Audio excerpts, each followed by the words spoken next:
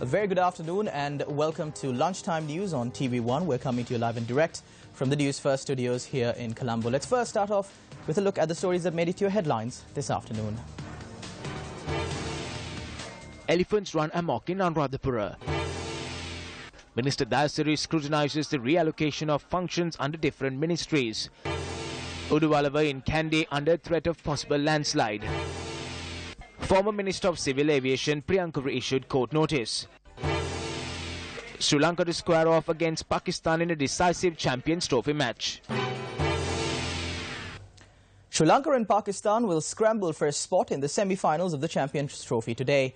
Former Sri Lankan cricketer Sanjeev Ranatunga will join us later on the Bulletin to speak about the implications. Mobile users in the country are being cautioned by officers of hoax phone calls that are made from an overseas number. Here's a look at that story. The phone calls, which were reportedly made from the number +1 767 502 7697, bears the area code 767, known as the local telephone area code of the Commonwealth of Dominica. Many users island-wide have complained regarding these hoax calls, adding that once answered, the phone calls are immediately disconnected. Some users had also mentioned how the phone calls do not get answered when returned. However, the users who called back had been charged a large amount of money for making the call. We spoke to cybersecurity specialist Lanka for a detailed explanation. Actually, this is a type of scam known as a call and run scam. So literally what happens is get a missed call from an unknown number, usually it's a foreign number. This type of scam is usually done from numbers from St. Lucia, Bermuda, basically Pacific Islands around the United States. Basically that chain you will get a phone call or a missed call rather. And curiosity's sake, I think probably one or two people will actually try to call this number back, and what happens is you're charged to your service provider a very exorbitant amount of money on placing that call. So this is how certain parties, actually certain scammers rather, will earn money out of scamming people or out of actually making people believe that they have a missed call from a foreign number, and just curiosity's sake or sake of finding out who this is, they're taking a call back. Lanka further explained on how to avoid consequences of these types of hoax calls. So what people should actually avoid doing is an unknown number. You must not maybe return the call, because if you do in fact return the call, your number or your particular mobile number will be recorded and be for other scams as well. So that's something you must avoid. But I must actually tell people that this is not a virus of any kind. However, there's no way that somebody can steal your phone data or your data is at risk. But what will happen is, if you do indeed call back this number, you will be charged an exorbitant amount. So basically, do not call back an unknown foreign number, and basically be able to be vigilant on the foreign numbers that you receive. Now, in more local news, the Colombo Chief Magistrates Court issued notices today informing former Minister of Civil Aviation Priyanka to appear before court with regard to a case filed against him by the Bribery Commission. The case has been filed against the former minister over charges of creating a new position at Sri Lankan Airlines and appointing his personal secretary to the said position during his tenure of office. In other local news, attending an event held in Kaluthara yesterday, Minister of Petroleum Resource Development Arjuna Ranatunga expressed the following views. The law needs to be more strict. The law that punishes a person who commits a crime has become limited today. If a powerless person commits a crime, there are many to catch him, but those criminals who are involved in bigger thefts are never caught. This was the same during the previous regime. I think that the present government, which I am a part of, is also the same. I object this everywhere. If there are thieves among us, they must also be caught. Law is not catching a powerless man and punishing him. In more news from the political arena, attending a party meeting held in Panduasnuwara yesterday, Minister of Sports Dayasiri expressed strong views regarding the changes of ministries following the cabinet reshuffle. The minister spoke about the reallocation of functions under the Ministries of Finance and Foreign Affairs. Speaking at a meeting, the minister lashed out at the decision to gazette Sri Lanka Development Lotteries Board and the National Development Lotteries Board under the purview of the Finance Ministry. He said, and I quote, "It is hilarious to bring it under the control of Foreign Affairs Ministry. I have no issue here regarding the Foreign Affairs Minister Ravikarna Naika, yet it goes against the grain to keep it under the purview of the ministry assigned to handle external affairs." Unquote. Uduvalava in Kandy is under the threat of landslide. Area residents complain that the indecisive situation to provide them with alternative lands had inconvenienced them. In more local news, a motorcycle which was travelling on the Anuradhapura-Kurunegala main road met with an accident after a herd of elephants collided with the vehicle. Amateur footage showed the manner in which the herd of elephants which had crossed the main road at the time.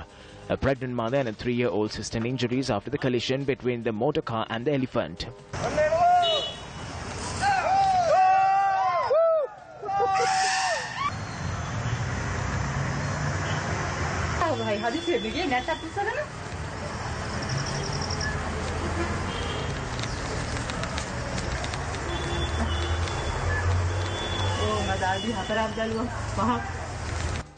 Newsfirst report in the area obtained these footage following the incident.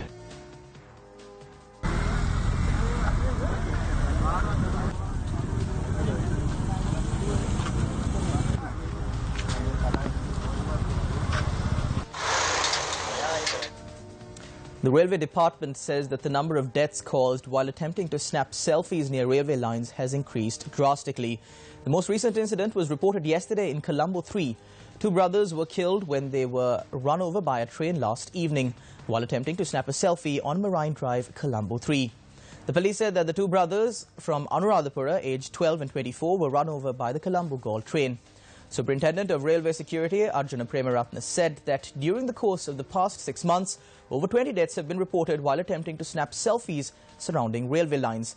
He requested the public to object anyone who attempts to snap such selfies, putting their lives at risk.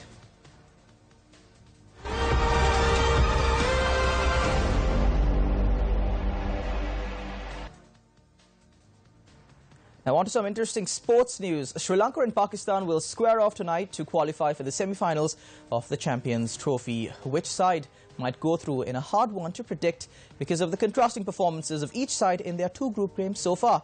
Against this backdrop, we now have former cricketer Sanjeev Ranatunga to give us his insights into what we can expect tonight. Good afternoon, Mr. Sanjeev Ranatunga. Good afternoon. So first I would like to ask you, what do you think about the outcome with Kusal Janit Pereira being sent back to Sri Lanka? How would this affect the Sri Lankan side? It will definitely affect because he's one of those flamboyant players who's ideal for one-day cricket. I think that's a bad loss for Sri Lanka. But then again, you can't look at excuses. You have to go on. It's who plays the best in that day. So I think we are a very talented side. We have good youngsters. Whoever who replaces him is good enough to replace him. So basically, I think we will have an equally good side. So also with Sri Lanka having some key players of the original team playing for the match against Pakistan, do you think this gives us a better chance of winning against them?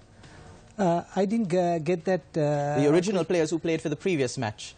Yeah, we'll have most of the players playing, but it's not going to support our cause because the Pakistan side is much different than the Indian side. So basically, I think the advantage we have is we handle pressure better than Pakistanis. And remember, this is a knockout game. Whoever who wins goes to the semi-finals.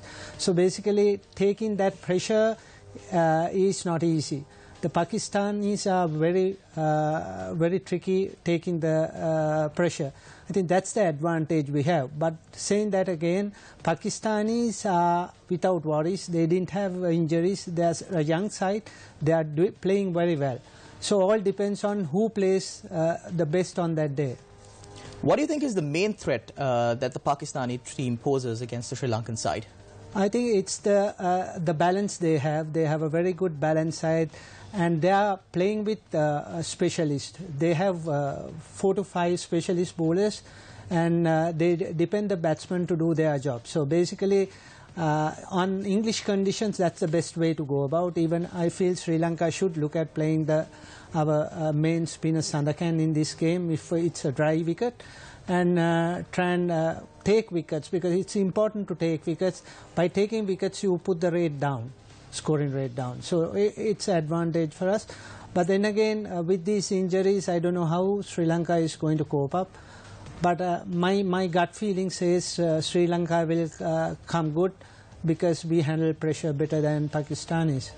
Thank you very much, Mr. Sanjeev Ranatunga. Thank you, Shala. Now, moving on to more sports news, Sri Lankan skipper Angelo Matthews said that the confidence of young players should be developed to deal with pressure He made this statement at a media briefing on the match between Sri Lanka and Pakistan, scheduled later this evening.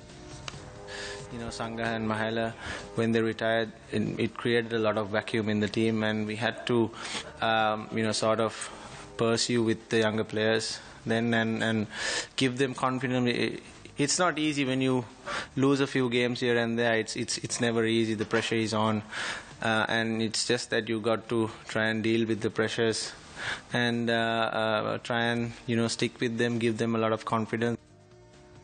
Sri Lanka cricket manager Asanka Gurusinghe says that Kusal Janit has returned to Sri Lanka after his injury worsened.